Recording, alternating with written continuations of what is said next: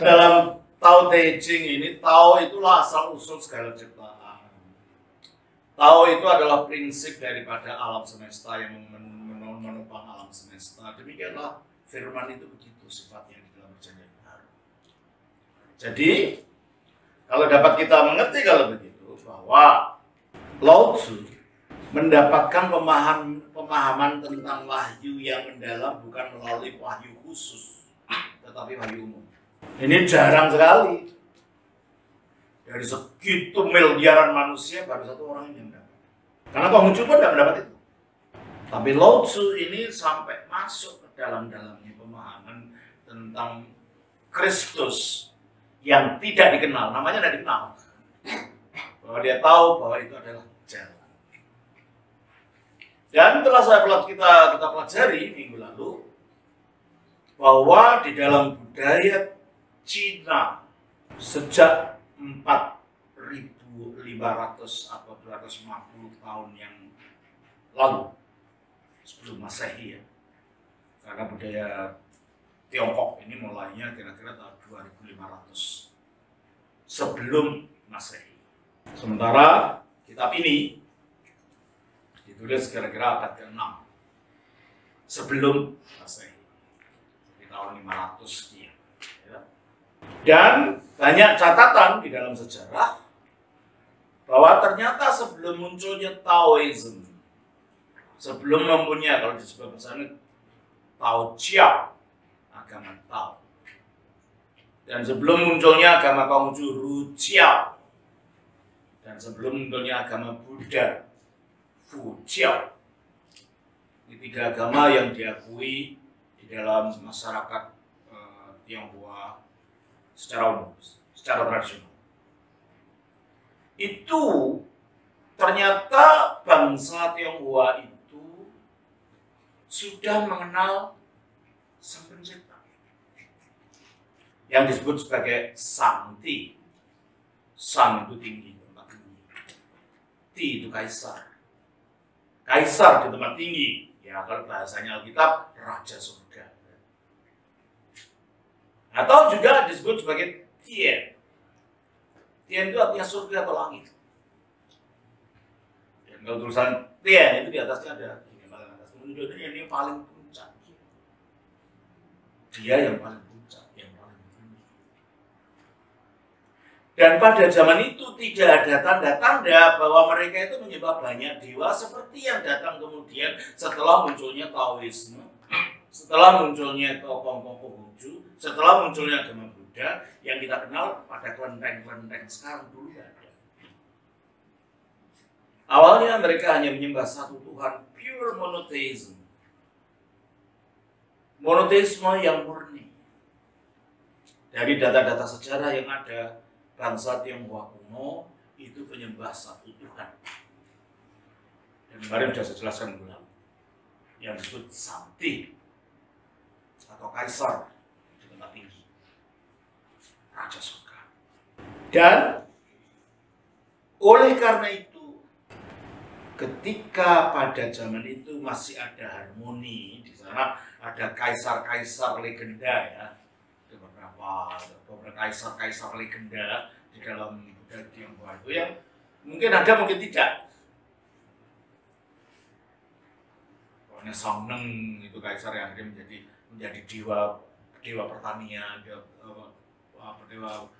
pertanian, dewa pengobatan, jadi dewa-dewa itu sekarang. Tapi dulunya enggak. Memang ada legenda kaisar-kaisar legenda yang mungkin secara sejarah masih sulit diidentifikasi, tapi diakui di dalam budaya Tionghoa. Pada saat itu orang merasa masih ada harmoni antara Tuhan yang satu dengan masyarakat yang ada. Dan kelihatannya dari semua bangsa-bangsa purba yang secara murni menyembah Tuhan yang satu itu hanya dua, bangsa Tionghoa dan bangsa Ibrani. Tidak pula bangsa Yunani. Karena bangsa Yunani dari awal sudah percaya pada dewa-dewa itu kan, katanya Zeus. Ya ada filsafat tentang yang satu, tapi itu datang kemudian. Tetapi dalam kehidupan masyarakat, mereka lebih pada percaya pada dewa-dewa legenda itu. Hanya bangsa Tionghoa yang percaya pada satu Tuhan. Ingat kemarin, roh tidak mempunyai dua Tuhan. Kata-kata yang saya kutip dari kitab Sinci. Roh tidak mempunyai dua Tuhan. Yang berarti tidak ada Tuhan selain yang satu itu. Kalau kita terjemahkan dengan bahasa kita. Bangsa Tionghoa adalah bangsa yang pada mulanya menyembah satu Tuhan, Sangti atau Tian. Sementara bangsa Ibrani menyembah satu Tuhan, itulah Yahweh. Sementara bangsa-bangsa yang lain pada menyembah banyak dewa. Ya pada waktu itulah dianggap masa ideal, masa keemasan di dalam kehidupan spiritual bangsa. Sehingga baik Konghucu, Konfutsi maupun Lao Tzu di dalam mencari kebenaran mereka selalu merujuk kepada kaisar-kaisar di masa itu. Dan mereka ingin kembali kepada zaman di mana manusia masih harmoni dengan Dia. Di mana manusia masih merasa ada harmoni dengan yang di atas. Oleh karena itu kalau kita baca dalam tulisan Konghucu, baik itu kitab Sisu atau kitab Tengah Sempurna yang Yong, itu selalu ada kutipan-kutipan dari kaisar-kaisar yang dahulu. Karena itu dianggap zaman yang ideal. Itu dianggap bahwa bangsa Tionghoa masih menyembah Allah secara murni pada zaman itu. Sehingga pada akhirnya mereka merasa bahwa bahkan Sangti itu pun ketika hanya kaisar saja yang boleh menyembah, dan kalau kita pergi ke Beijing ada kuilnya untuk penyembahan dari kaisar pada zaman dulu, orang awam tidak boleh, rakyat tidak boleh menyembah. Menunjukkan terjadi degradasi hubungan antara Sangti dengan bangsa Tionghoa pada umumnya di zaman. Ada degradasi hubungan, ada keterputusan. Nah, kalau dalam bahasa kita ada kejatuhan. Bahasanya Alkitab. Ada kejatuhan sehingga terputus hubungan antara yang satu itu dengan manusia. Terputus hubungan antara yang satu ini dengan ciptaannya. Sehingga bahkan ketika kaisar disebut anak dari langit, itu dikatakan Sangti masih jauh dan Tian tidak dapat diandalkan. Jadi berita ada hubungan yang begitu tidak harmonis lagi antara manusia dengan Tian, antara manusia dengan Sangti. Sehingga Konghucu berusaha untuk mencari kembali ke zaman di mana manusia dengan Tian, manusia dengan Sangti itu masih harmoni. Hanya caranya beda. Lao Tzu juga dalam kitab ini. Lao Tzu juga ingin kembali kepada hubungan yang harmonis dengan Sangti. Hanya dua cara beda. Kalau Konghucu itu melalui usaha mengutip pernyataan-pernyataan sejarah yang ada sebelum zamannya dia, untuk diterapkan pada zamannya dia, di mana dia merasa negaranya dia waktu itu, yaitu pada waktu dinasti Zhou, itu dalam keadaan kacau balau. membutuhkan tuntunan, dan tuntunan itu dari kaisar-kaisar lebih dulu. Jadi dia mendekatinya secara historis. Mendekatinya untuk jalan kembali ke zaman harmonis, zaman keemasan hubungan antara manusia dengan Sakti pada zaman kaisar-kaisar purba itu melalui sejarah. Tapi pada akhirnya Konghucu merasa gagal. Karena Konghucu pada waktu hidupnya itu tidak selalu dapat diterima, banyak aniaya juga gitu loh. Dia pergi, dia orang miskin ya, kan ibunya. Meskipun menurut legenda ketika lahir itu ada giling itu penampakan giling gitu ya. Oh, giling itu binatang semacam apa ya, singa apa gitu lah, yang kecil gitu ya. Ada penampakan giling, ada penampakan naga itu menurut legendanya. Betul atau tidak kita nggak tahu, tapi legendanya menunjukkan dia memang manusia istimewa, hanya hidupnya tidak beruntung gitu loh. Sehingga akhirnya dia mengatakan dia gagal pada akhirnya. Meskipun pada akhirnya setelah dia meninggal, tulisan-tulisannya itu dikumpulkan menjadi karya klasik, karya sastra klasik yang dijadikan untuk sebagai bahan-bahan ujian kalau orang ingin menjadi pegawai raja. Sehingga pemikiran Konghucu ini menjadi pemikiran yang sangat menguasai dan sangat mempengaruhi kebudayaan Tionghoa secara umum.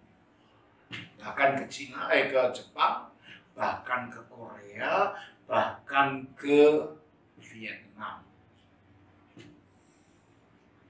Ya, tentunya di Indonesia, karena kita banyak masyarakat Tionghoa di sini. Hanya pengaruhnya kepada orang-orang yang non Tionghoa tidak begitu terasa. Budaya Tionghoa yang mempengaruhi Indonesia memang mungkin terutama dalam budaya materi ya. Tahu itu budaya Tionghoa itu bukan masalah orang Indonesia ya. Lumpia, mie, ya. Itu adalah makanan Tionghoa. Petasan itu karya bangsa Tionghoa ya. Dan masih banyak lagi yang kadang-kadang kita lupa. Bahkan kata-kata yang kadang kita serap, terutama di Betawi ya. Betawi kan menggunakan istilah-istilah dari bahasa Hokkien. Pakai panggil engkong gitu kan. Ya. Dan banyak. Tapi dalam konsep pemikiran tidak begitu berpengaruh di Indonesia. Nah, kembali kepada Lao Tzu, cara pendekatannya bukan pendekatan secara historis. Pendekatan secara intuisi langsung melalui batin. Oleh karena buku ini kalau nggak ngerti dibaca itu sulit buku ini. Bahkan orang yang hidup dalam budaya Tionghoa saja belum tentu mengerti isi buku ini. Apalagi anak muda. Bahasanya bahasa kritik. Tidak begitu mudah untuk dimengerti. Nah, Lao Tzu ini juga berbicara untuk kembali kepada zaman awal ketika manusia masih harmoni dengan Sakti melalui intuisi, melalui pendekatan batinnya. Dia mengatakan kita harus kembali kepada keadaan seperti balok yang belum ditata, masih murni, masih belum ada tataan apa itu bahasanya dia. Kita harus kembali kepada keadaan balok sebelum ditata, sebelum tersentuh macam-macam masih lugu. Dan kalau bahasa Alkitab, kita kembali kepada keadaan ketika kita masih berada dalam keadaan murni diciptakan menurut gambar dan rupa Allah. Ketika kita masih murni dalam keadaan diciptakan menurut gambar Allah, maka pada waktu itu dosa belum ada, baloknya belum ditata. Kalau menggunakan bahasanya Lao Tzu. Keadaan kita masih murni sehingga apapun yang kita lakukan secara spontan, secara natural, itu sesuai dengan kehendak sang gambar tadi, yang adalah firman, yang adalah logos, yang adalah menurut Logos. Itu adalah Tao. Hidup secara harmoni dengan Tao. Hidup secara harmoni dengan Logos. Logos menjadi prinsip kehidupan kita, sehingga kita tidak usah mengetahui baik dan buruk, karena yang muncul secara alamiah dan secara otomatis bersifat baik saja, kudus saja, sesuai dengan Tao, sesuai dengan sabda, sesuai dengan gambar yang atas polanya kita diciptakan. Sehingga waktu itu pikiran manusia masih fokus pada logos, fokus pada Tao ini, sehingga pikirannya tidak terpecah-pecah seperti sekarang dengan macam-macam yang tidak karu-karuan. Sehingga jiwa manusia menyatu dengan sang terang itu. Makanya manusia juga ditutupi oleh cahaya terang. Itulah kemuliaan. Makanya manusia tidak perlu sadar telanjang atau tidak, karena tertutup oleh kemuliaan. Ketika manusia mulai melanggar perintah dari Tuhan, maka dia kehilangan kemuliaan.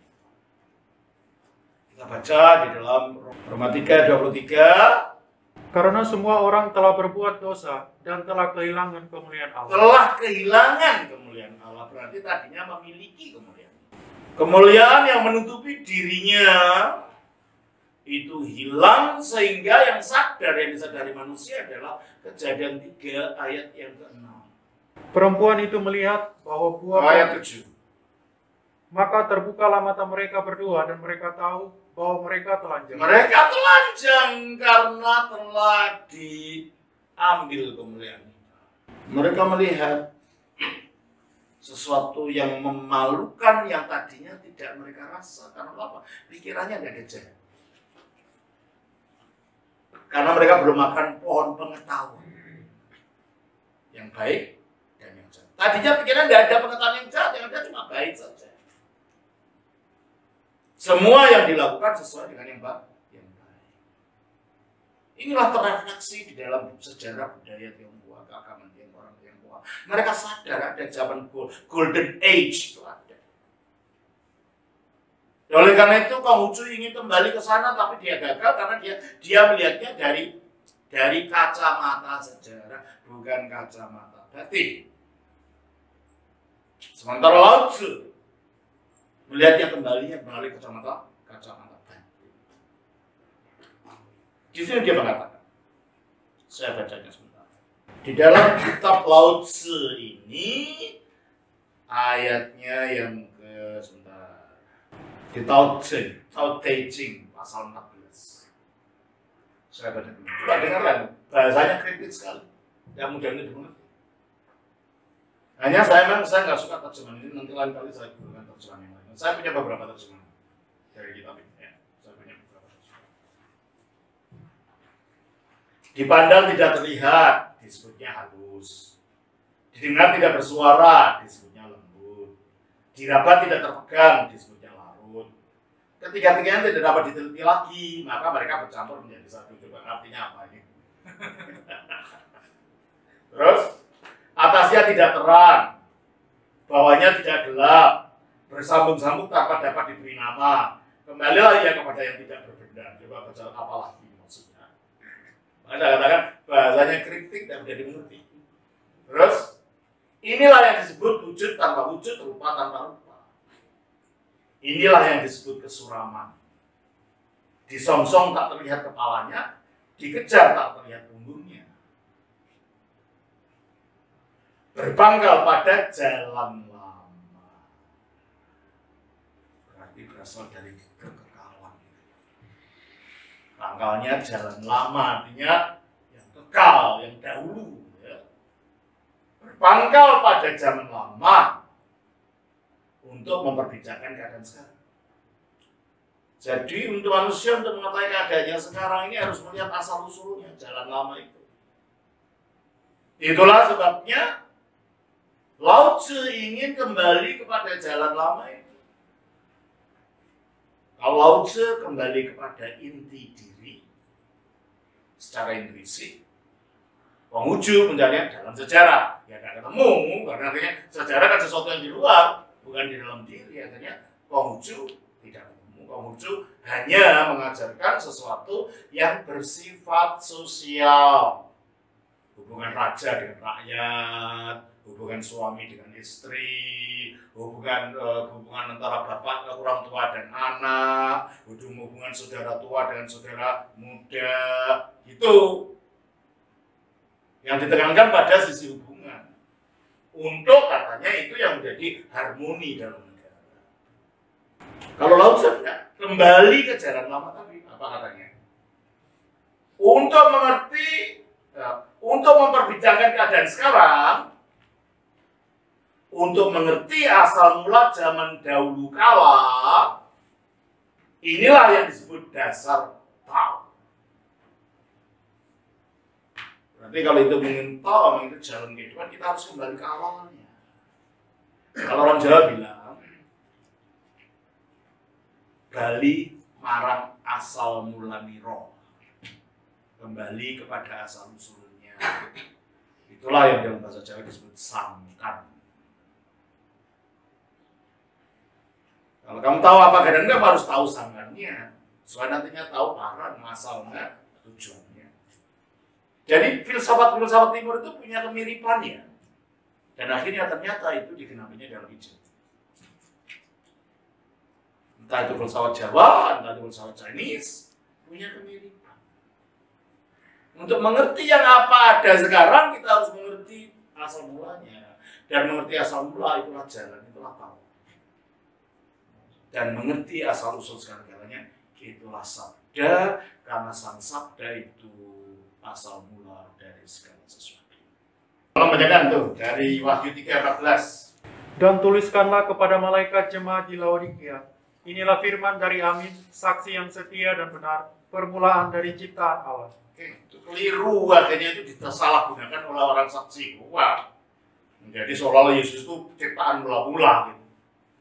Saya baca dalam bahasa selanjutnya begini. Ya tidak salah, tapi kurang pas dalam konteks ini, terjemahan ini.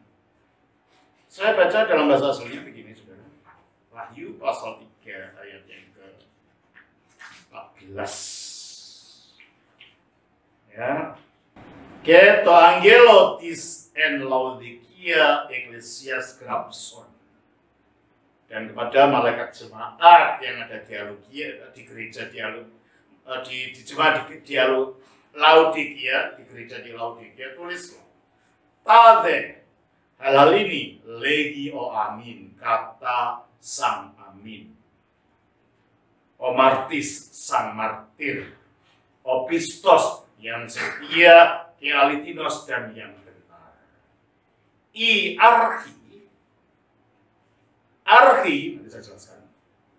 Disketisios, archi dari ciptaan Allah. Archi itu punya arti macam-macam. Bisa awal mula, permulaan. Bisa penguasa atau pimpinan. Makanya kita punya patriark. Dari kata patriarki. Patri itu artinya bapak, arki itu pimpinan. Jadi arki bisa artinya pimpinan. Tapi arki juga bisa berarti asal mula, asal usul. Berarti kalau begitu, yang lebih tepat dalam konteks pemahaman yang lain tentang Kristus sebagai sabda, sebaiknya kata arki ini bukan diterjemahkan permulaan, tapi asal mula. Inilah firman dari sang amin, asal mula dari ciptaan Allah. Berarti memang firman itu asalnya ciptaan Allah mula-mulanya. Seperti tahu juga adalah asal mula dari segala sesuatu.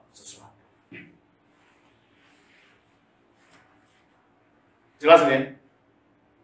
Sebagaimana menurut Lao Tzu, menurut kitab Tao Te Ching ini, Lao itu adalah asal mula dari segala sesuatu. Demikianlah firman itu yang adalah Lao juga, jalan, adalah asal mula dari segala sesuatu.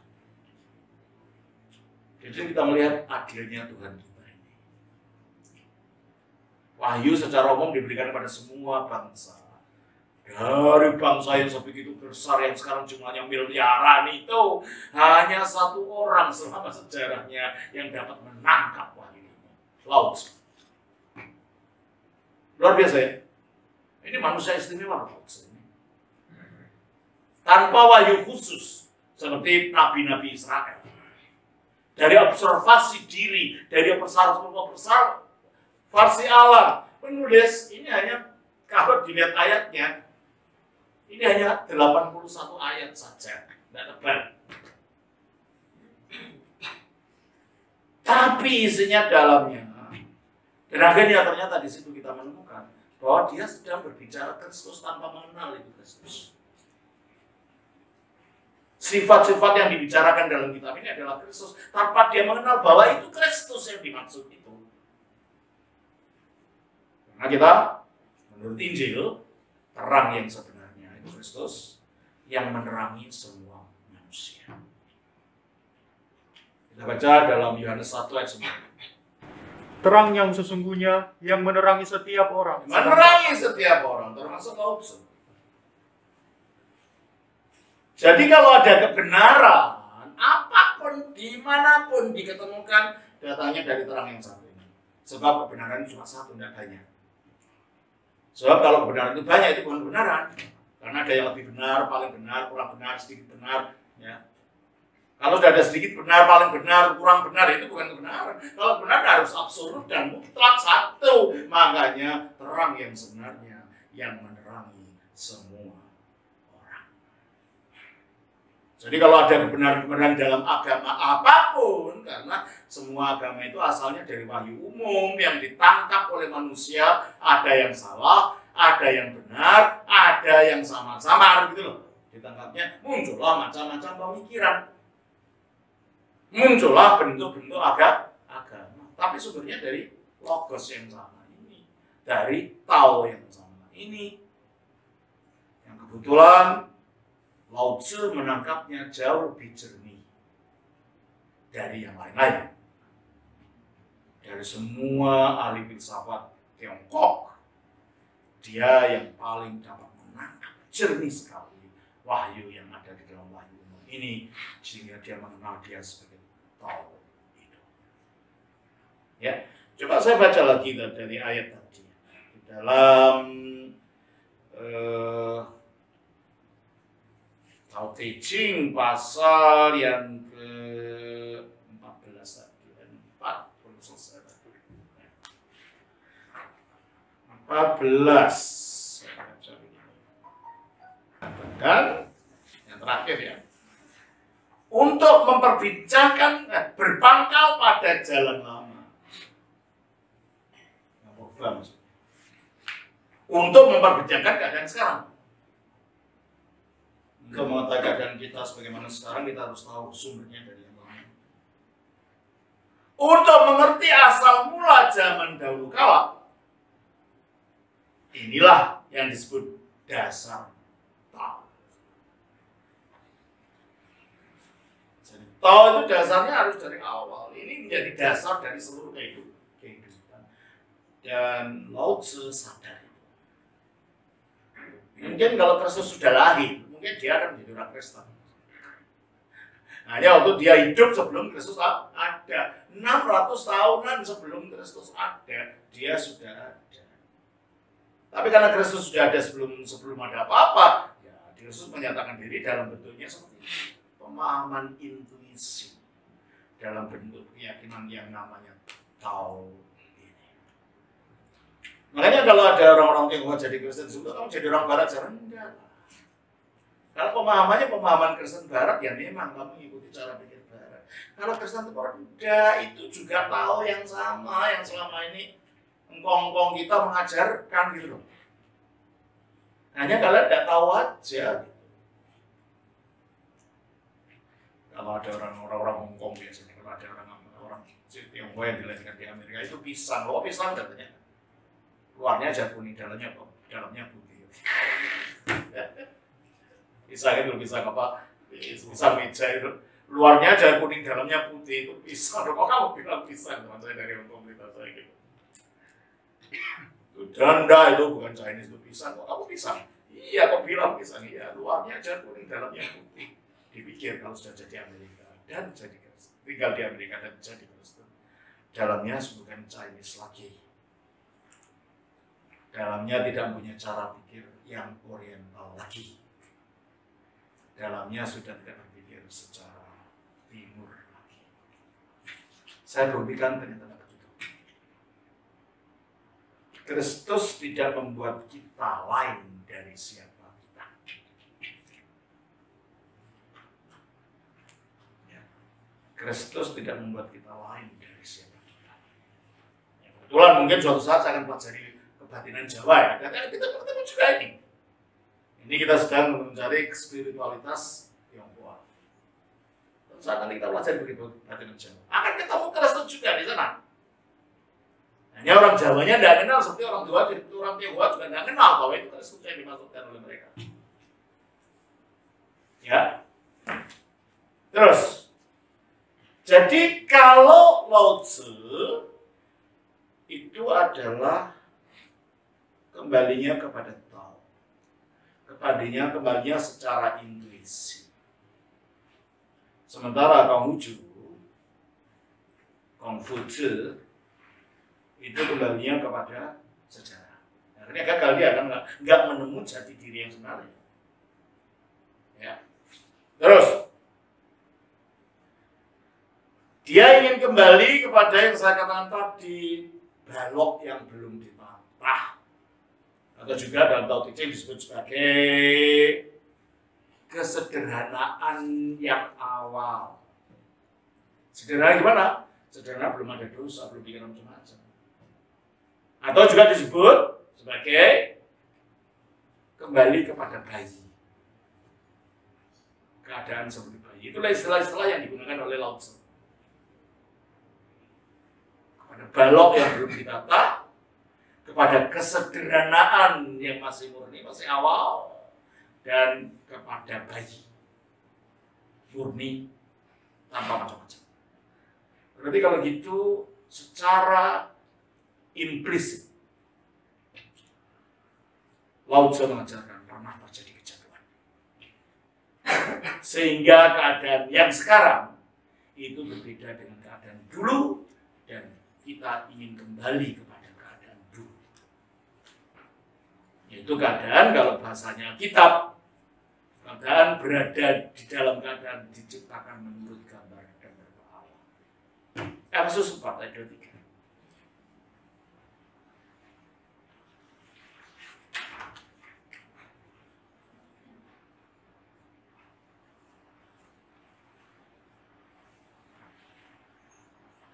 Kalau aja kan? Efesus 4 ayat 23. Supaya kamu dibaharui di dalam roh dan pikiranmu, dan mengenakan manusia baru yang telah diciptakan menurut kehendak Allah. Manusia baru itu diciptakan menurut gambar dan rupa Allah, berarti kembali kepada keadaan semula kan? Dengan percaya pada Kristus kita kembali. Kalau bahasanya orang Jawa, Bali marangsangkan parang. Kembali kepada sangkan parang. Sangkan parang itulah awal di mana kita diciptakan. Itulah Tao, itulah Sabda.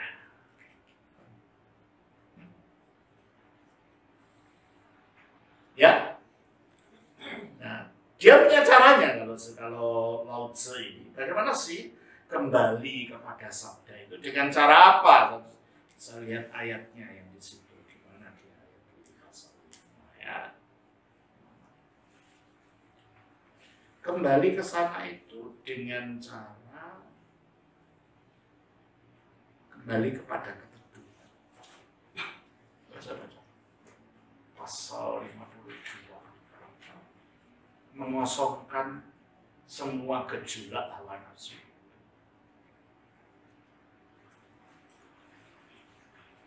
seluruh alam mempunyai asalnya yang dapat dianggap sebagai ibunya.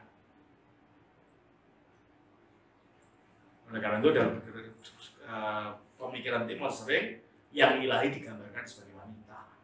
Karena asal-usul di mana segala sesuatu berasal. Dan Alkitab juga ada semacam itu, tapi nggak sebanyak ketika Allah digambarkan sebagai Bapa. Coba kita baca dalam Mazmur pasal 90 ayat 2. Mazmur 90 ayat 2. Tolong bacakan. Sebelum gunung-gunung dilahirkan dan bumi dan dunia diperanakan. Nah, yang melahirkan itu kan ibu. Gunung diciptakan, dikatakan gunung dilahirkan. Berarti di sini Allah itu digambarkan seperti ibu karena melahirkan. Sebelum gunung-gunung dilahirkan, terus dan bumi dan dunia diperanakan. Diperanakan itu Bapak yang peranakan. Jadi di sini Allah digambarkan seolah-olah ibu yang melahirkan, dan Bapak yang memperanakan. Maka di dalam Taurat ini dikatakan bahwa seluruh alam mempunyai asalnya yang dapat dianggap sebagai ibu. Siapa yang mengenal ibunya akan mengenal anaknya juga. Barang siapa mengenal Taurat akan mengenal inti makna hakikat daripada apa yang keluar dari Taurat, apa yang diciptakan dari Taurat. Akhirnya kita mengenal diri kita sendiri, jati diri kita sendiri dengan mengenal asal usul kita. Dalam bahasa Kristennya, kita mengenal diri kita kalau kita mengenal pola yang menurut yang kita diciptakan. Siapa itu? Firman. Itulah Taurat. Itulah sabda. Ya, siapa yang mengenal anaknya dan terus menjaga ibunya sampai pada ajalnya tak akan masuk dalam bahaya. Akhirnya hidup kekal. Mengenal anaknya, mengenal karya daripada sang ibu ya adalah logos ini. Akhirnya mengenal logos itu Rasulullah. Akhirnya dikatakan sampai pada ajalnya tak akan masuk dalam bahaya. Kan tidak sampai mengalami kebinasaan. Ini kalau bukan bahasanya Injil Yohanes apa?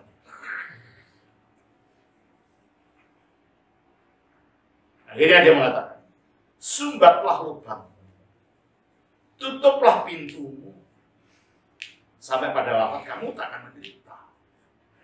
Kalau orang Jawa mengatakan nutupi babahan hawa songo katanya. Hawa songo itu ada 8 lubang kehidupan dalam tubuh ini. 1, 2, 3, 4, 5, 6, 7, 8, 9. Artinya menutup. Kalau dalam bahasa kita, masuklah ke dalam kamar, kuncilah dan berdoalah kepada Bapamu yang tidak terlihat. Masuk ke dalam batin yang berdakwah. Lao Tzu mengatakan, indah sekali Pak ini sebenarnya. Saudara, kalau kita mengerti maknanya, kalau enggak kita bingung ini apa sih artinya gitu ya. Sumbatlah lubangmu, tutuplah pintumu. Kalau bahasanya Yesus, masuklah ke kamar, kuncilah. Supaya kamu berdoa kepada Bapamu yang tidak kelihatan. Dan itu. Ya. Sampai pada wafat kamu tak akan menderita. Ya, kalau akhirnya kita bertemu dengan yang ilahi itu. Bertemu dengan asal usul kita. Ya. Bukalah lubangmu, desaklah usahamu, sampai pada wafat kamu takkan berhasil. Nah, kalau ini semua hawa nafsu kita ikuti, semua lubangnya kita buka, kita turuti keinginannya, ya sudah, kamu akan berhasil mencapai tujuan menyatu dengan Tuhan itu. Kan? Dapat melihat barang lembut disebut waspada. Dapat menjaga kelemahan disebut kuat. Melihat barang lembut yang ada di batin, itu kewaspadaan yang sesungguhnya. Jadi inilah kalau menurut Lao Tzu, cara kembali kepada Tao itu adalah ini. Kembali kepada batin yang terdalam. Ya. Dapat melihat barang lembut disebut waspada. Dapat menjaga kelemahan disebut kuat. 2 Korintus 12 ayat 6. Lalu bacakan. Sebab sekiranya aku hendak bermegah juga, aku bukan 2 Korintus pasal 12. Ayatnya yang ke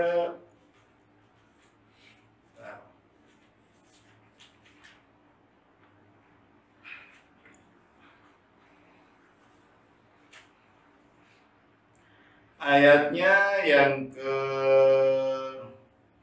9. Tetapi jawab Tuhan kepadaku, cukuplah kasih karuniaku bagimu, sebab justru dalam kelemahanlah kuasaku menjadi sempurna. Nah, justru dalam kelemahan kuasaku menjadi nyata. Maka dikatakan di sini, dapat menjaga kelemahan disebut kuat.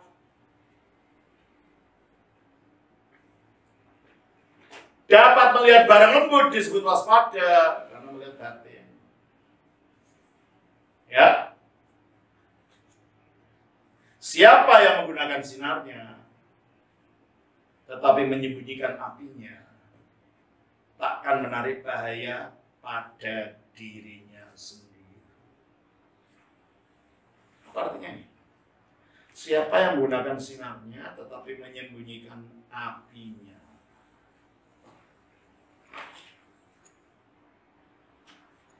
Apinya itu yang di dalam. Itulah roh manusia.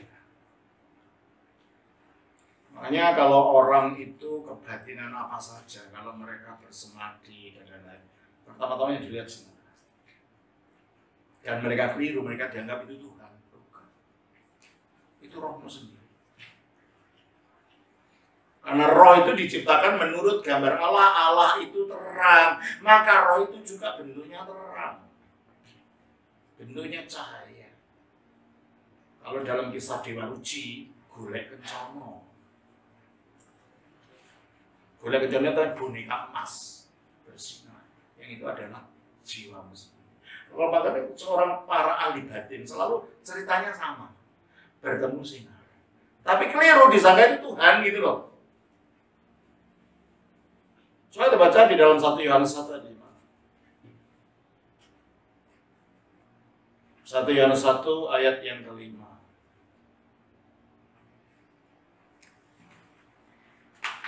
Dan inilah berita yang telah kami dengar dari Dia, dan yang kami sampaikan kepada kamu. Allah adalah terang, dan di dalam Dia sama sekali tidak ada kegelapan. Allah adalah terang, maka kalau kita diciptakan menurut gambar dan rupa Allah, roh kita juga wujudnya cahaya. Dan itulah yang digambarkan ketika kematian. Roh itu sebagai lampu, lampu emas. Kita baca dalam Pengkhotbah.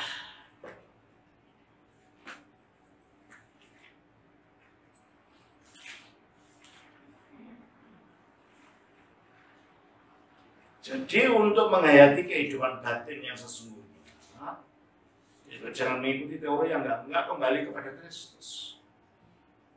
Itulah sumber kehidupan batin. Kita baca dari Pengkhotbah pasal yang ke-12, ketika penulisnya membicarakan saat orang akan mati dan sampai dia mati dengan bahasa kriptik juga. Nah, kapal dimengerti kalau tidak ngerti. Bahasanya kriptik juga. Pengkhotbah 12.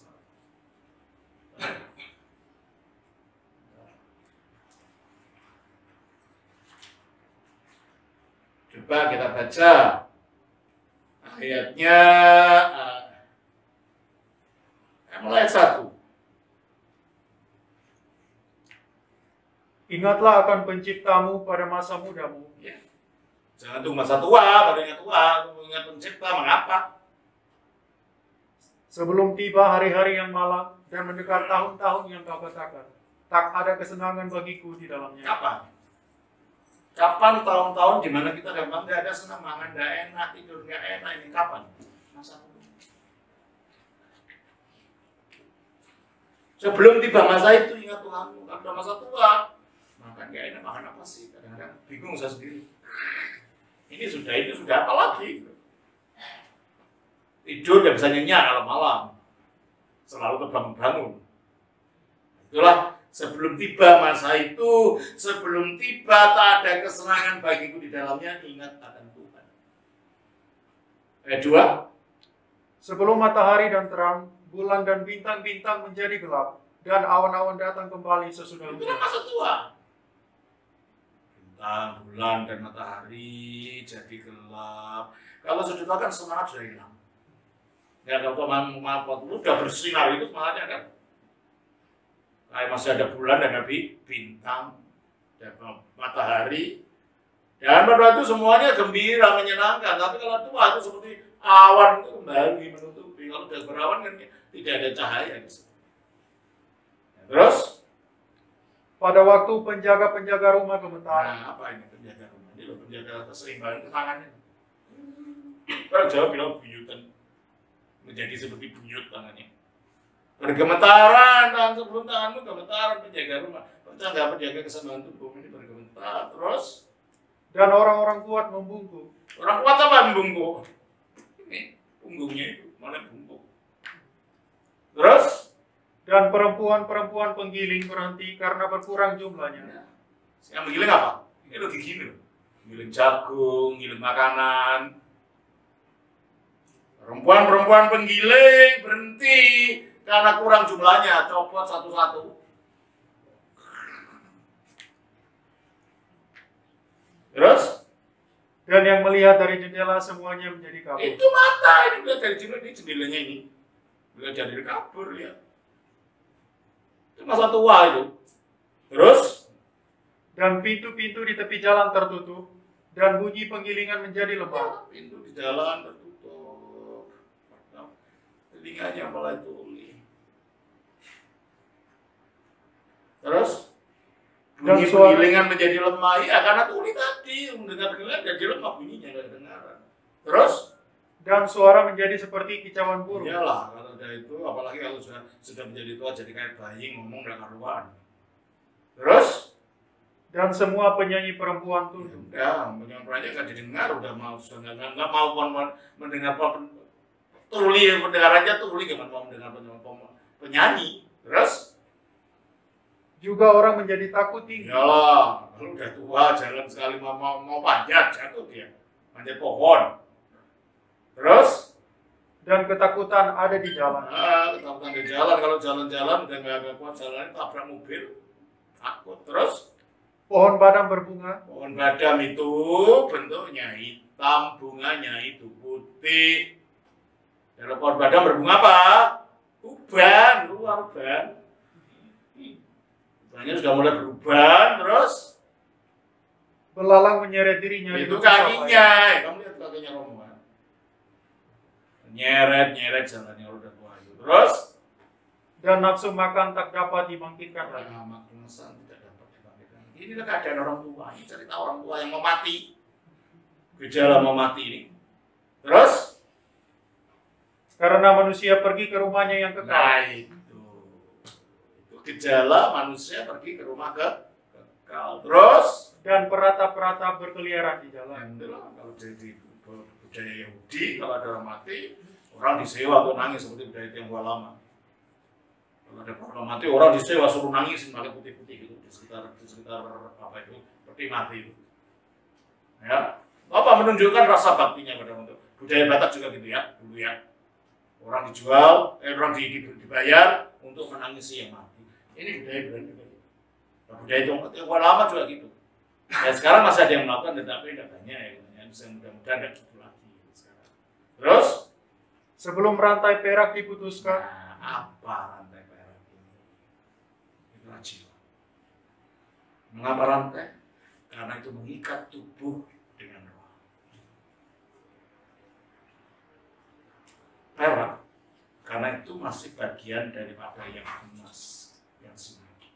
Sebelum rantai perak diputuskan, dan pelita emas itulah dipecahkan. roh itu.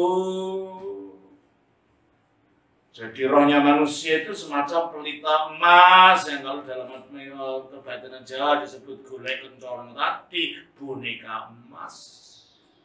Mengapa emas? karena bersinar. Mengapa bersinar? Karena itu diciptakan menurut gambar dan rupa Allah, yang Allah itu adalah terang.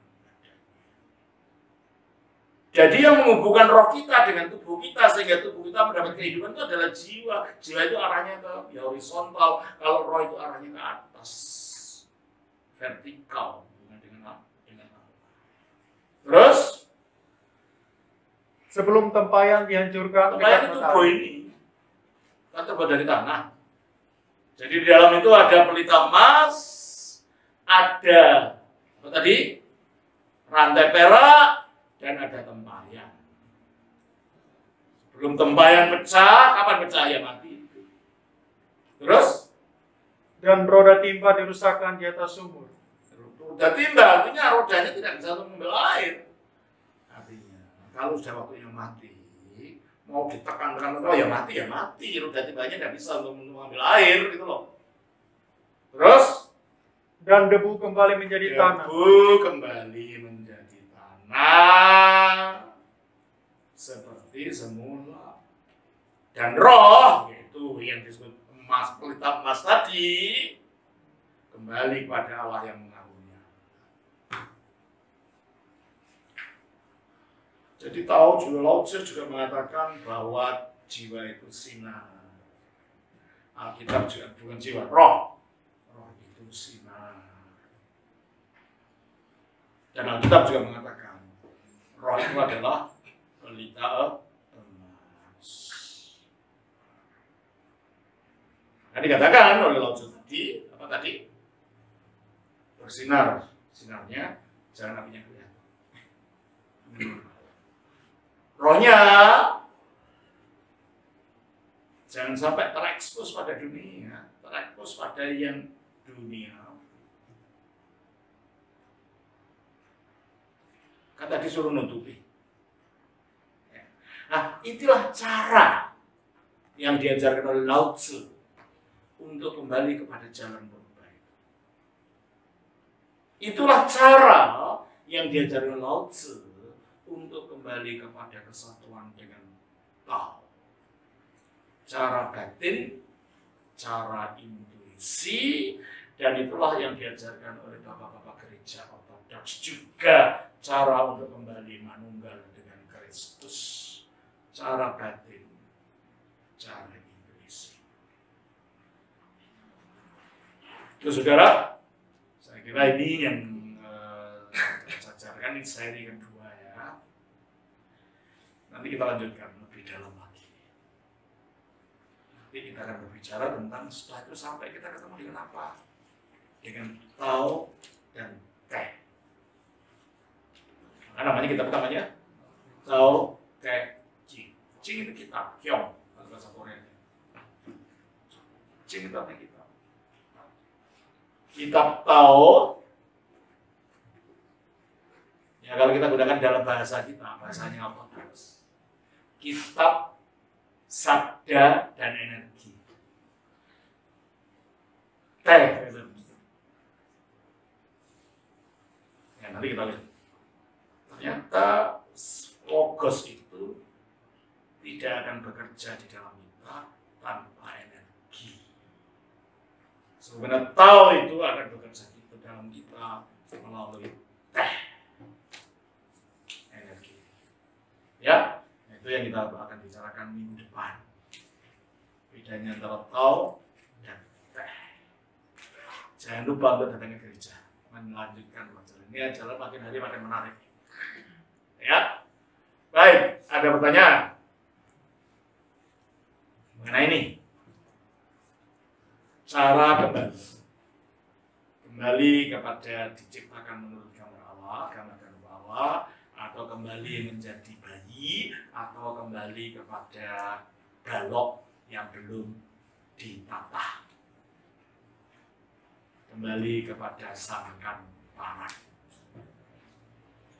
Itulah tujuan. Macam-macam istilah digunakan tapi tujuannya sama, maksudnya sama.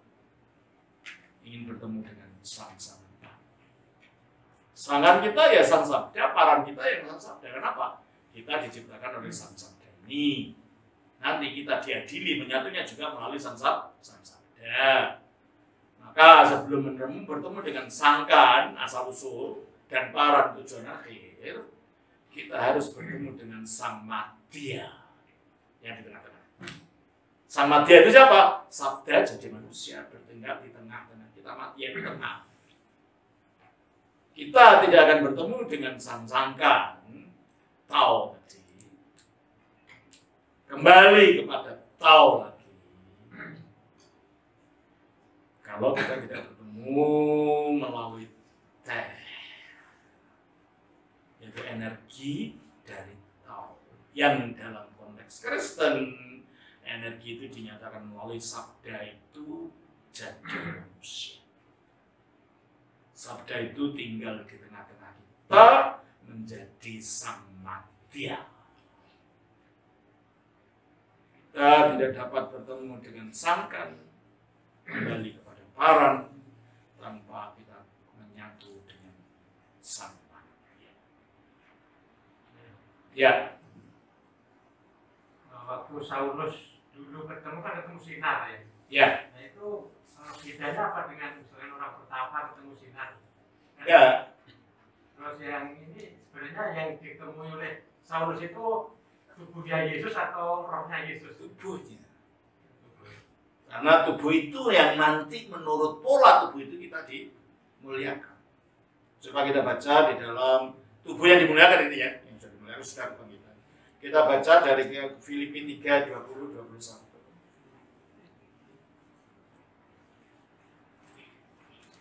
Karena keluargaan kita adalah di dalam sorga, dan dari situ juga kita menantikan Tuhan Yesus Kristus sebagai Juru Selamat, yang akan mengubah tubuh kita yang mengubah tubuh kita ini, yang gila ini. Mengapa indah? Karena bisa mati, bisa rusak, dan kalau sudah mati pun akan meledak menjadi macam-macam di dalam tanah ya kan.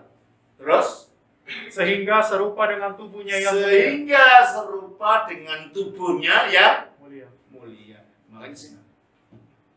Ujungnya sinar. Tubuh yang dimuliakan. Tapi kalau ini beda dengan sinarnya sinar roh tadi, rohnya manusia. Karena sinar ini sinar energi ilahi. Kalau rohnya manusia itu memang natural sifatnya roh itu begitu karena diciptakan menurut gambar dan rupa Allah. Allah itu terang. Ya wujudnya kalau gambarnya ya terang juga. Maka disebut sebagai apa tadi? Lampu emas. Roh kita itu seperti lampu. Jiwa kita yang menghubungkan roh dengan tubuh itu disebut sebagai rantai pentil. Sudah Pak? Apa? Ya. Ada pertanyaan lagi? Ya, saya kira itu saja pelajaran kita hari ini. Nanti minggu depan kita berbicara tentang tao dan teh. Bagaimana cara kembali kepada tao dan bagaimana caranya teh bekerja di dalam kita. Kalau kita menggunakan energi. Teh itu nanti saya buktikan bahwa teh itu energi, tao itu adalah logos. Baik, Tuhan berkati atas nama Bapa, Putra, Roh Kudus. Amin.